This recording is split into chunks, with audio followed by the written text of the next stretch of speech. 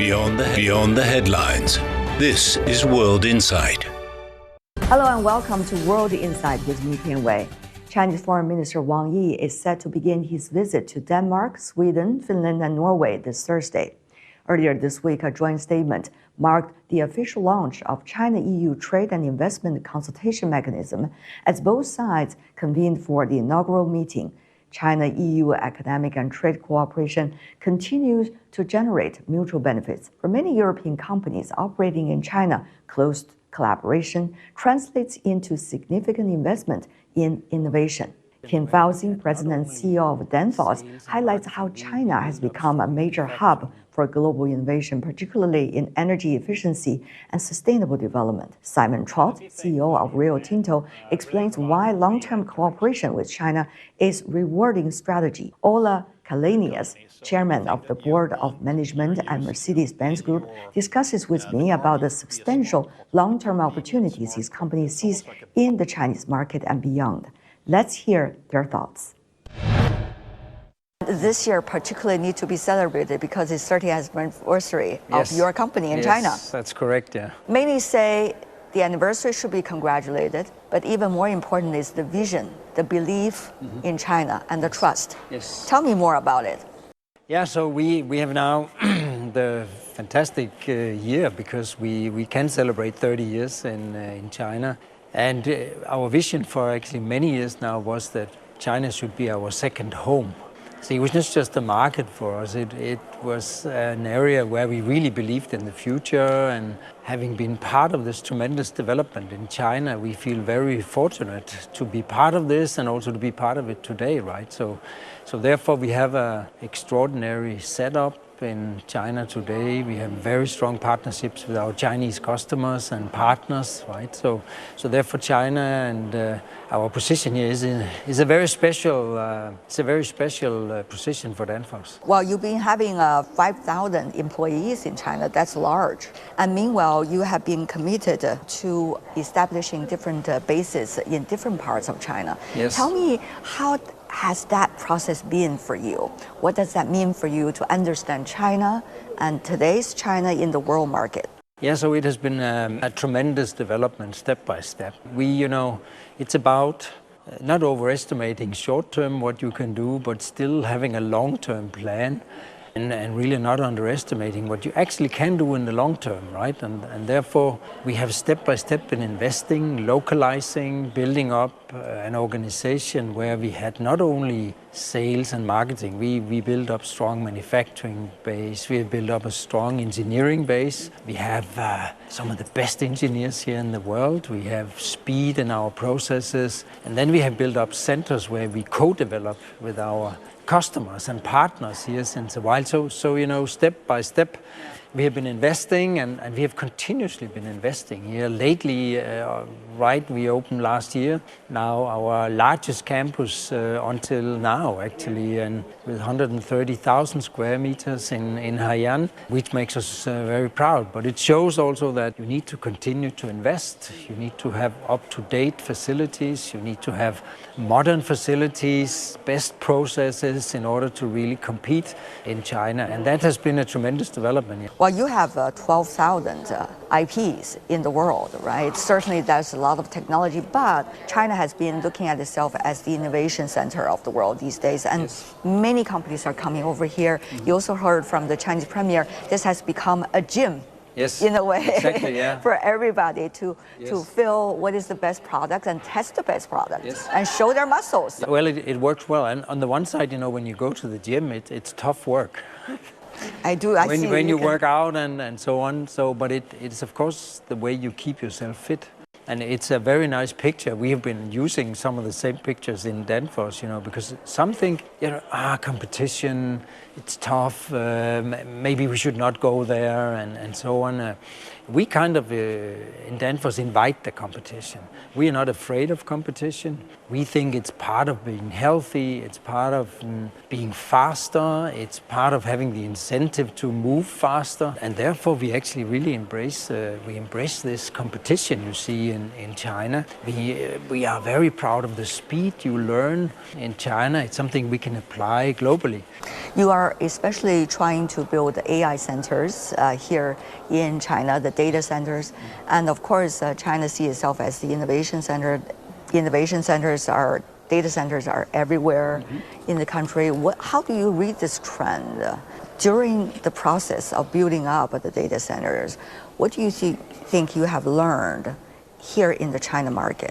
Of course, building up data centers is the backbone of AI, and it's the backbone of really being able to scale digitally. And whether it's humanoid robots or whatever it is, you need intelligence and you need the digital backbone. So therefore the data centers are super important. So what we have learned is, of course, first of all, how to scale fast, because the speed in which data centers are built today is staggering. And to follow that, I think we have learned that very much in China. Then how to make data centers green, because it's clear data centers use a lot of energy, use a lot of water. So we have also learned together with our Chinese partners, how can we do this in a sustainable way? How can we do it in a green way for the future? How did you do it? So, sort of, first of all, using technology that is very efficient. And what are these technologies that you think are that could, really on top of the list? Yeah, it could be. There's many, but one of them is, for example, turbo technology. It's within compressors.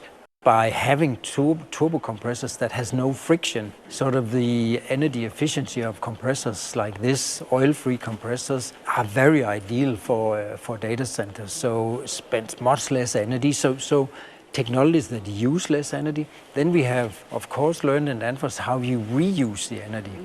Because one of the byproducts of data centers, you have a lot of excess heat available. So how do you use that waste heat to actually heat up our infrastructure around us? And finally, we have, of course, seen also here in China that you can then shift your energy source now to renewables, as also you are stepping up on producing renewable energy in China. So I think this model of how to decarbonize, use less, reuse the energy you have, and then go to green sources is a very good, it's a very, very strong backbone for your industries. Apparently AI, different countries' economies have their roads to go there. Yeah. China, for example, has been emphasizing on AI+. Well, the US, for example, some has been talking about it, reaching for the stars, so to speak, Yes. to look at AGI and some of the other things. Yes. So how do you look at China's approach? With that approach, what does that mean for energy efficiency? What does that mean for bringing more AI structural changes to your industry? I think, it's very hard to determine who's ahead right now because everybody's investing heavily, right? And that's great. And this is really good. So it's a little bit the healthy competition is on with various strategies, various technologies, which is typical when something is emerging. I can see that in China you have an enormous speed.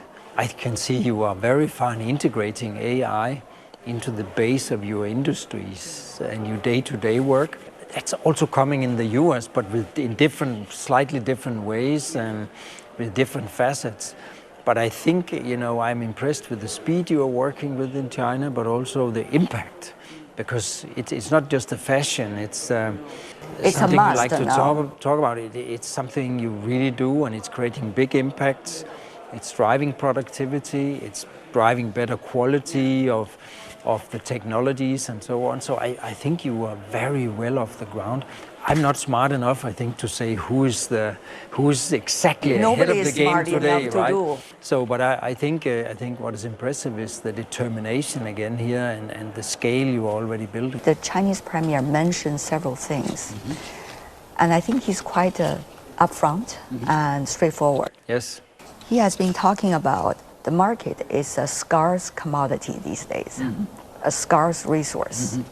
How do you see that as a global company when the world is getting ever more fragmented, apparently? What does that mean for your supply chains, for your trust with your partners, and also for your drive to work with the best? What it does mean for us is nothing but that we need to partner even stronger with the customers we are serving, and that's what we are doing. And it's not a slogan. It's really not a slogan. It is really it's about existence. What we are doing. It's about having short distances. So what we have done in this very global supply chain, we have localized more and more. So it means, yes, we can act with the global supply chain, but we are really trying to move as close to our customers as possible to serve better, because there's so big ups and downs and stop and goes, and to have a long supply chain that's globally sometimes hard to serve customers with. So we are very local, and we are very, very close to our partners, so that we make sure we can serve them exactly where they need us, right? So.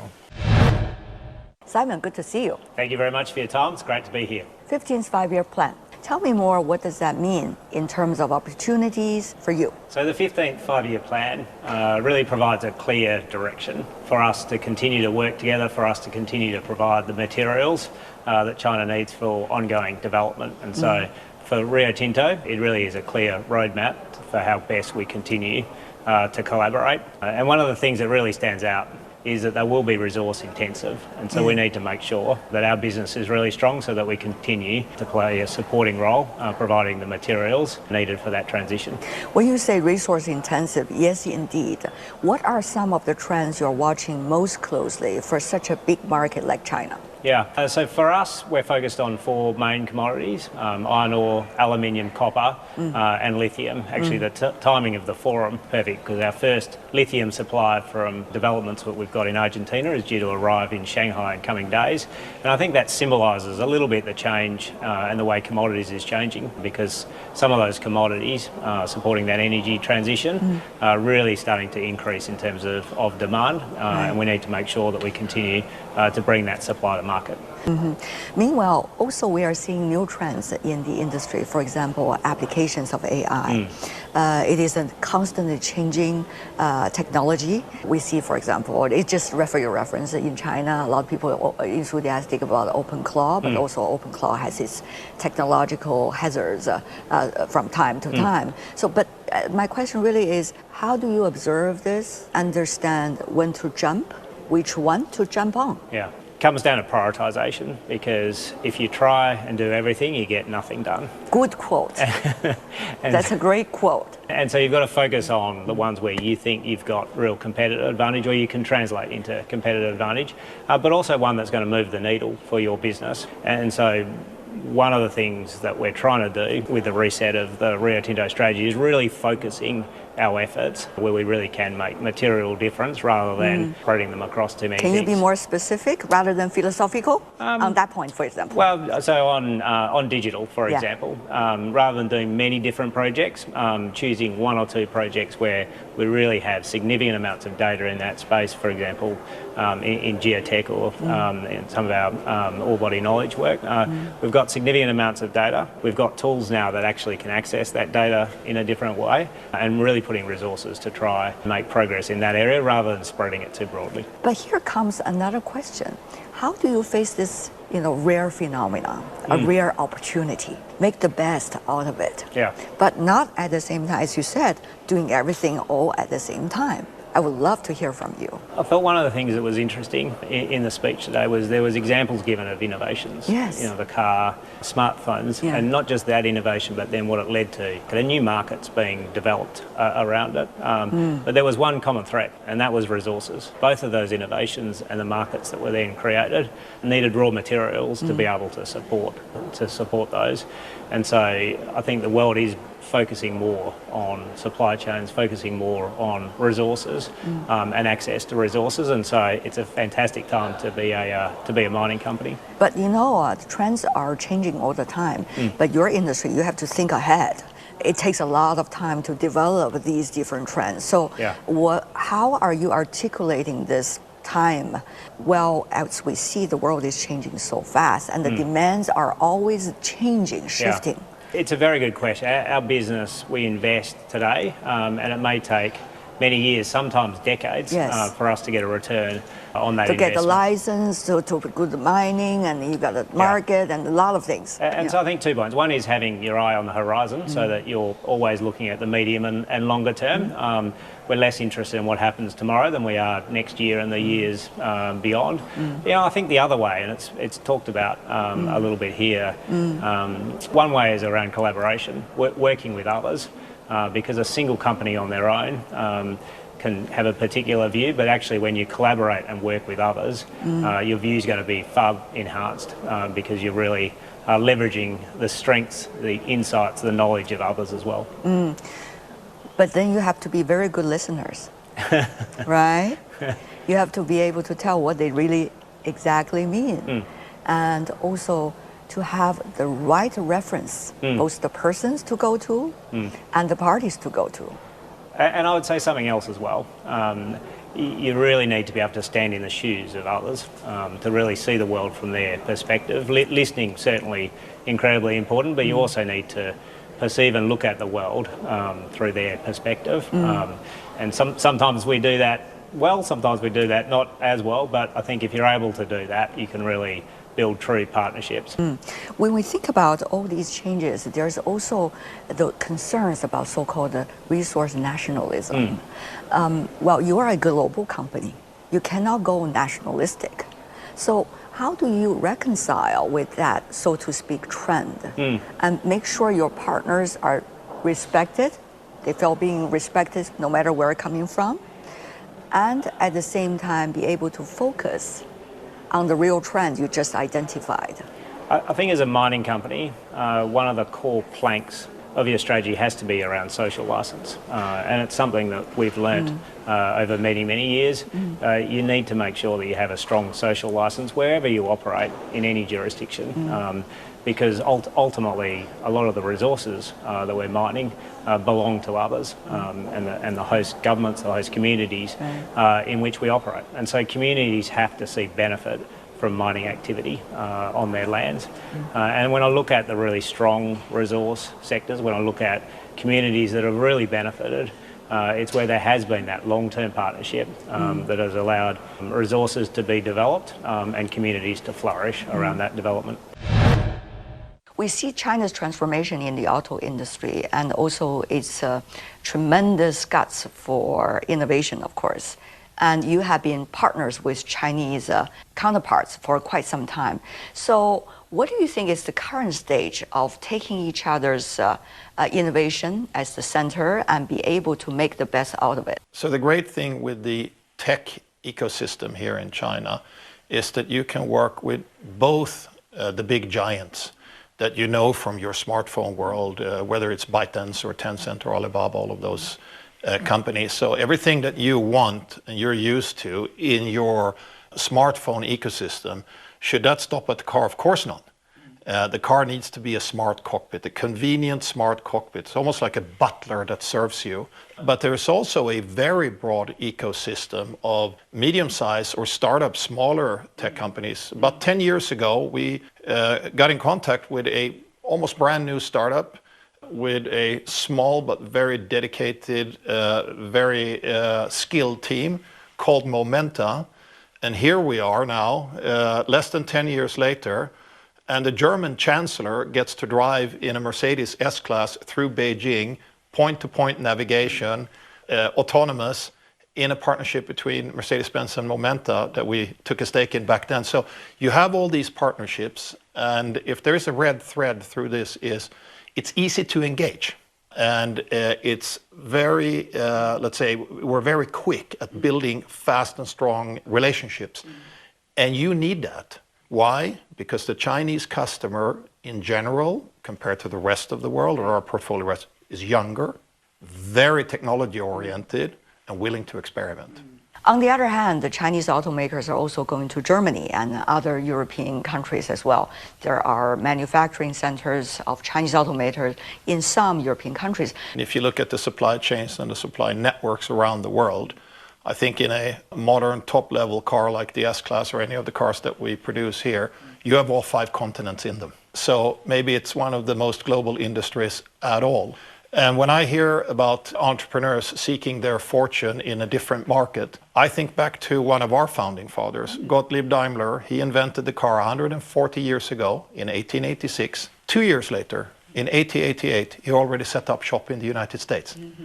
And imagine the speed at which the world moved back then to, from 2 years of invention to then go across the pond, I think is a very impressive thing. But it's the mindset of an entrepreneur. So the fact that also Chinese entrepreneurs, next to the biggest car market in the world, China, that they seek their fortune in other places, that's normal. That's how a market economy works.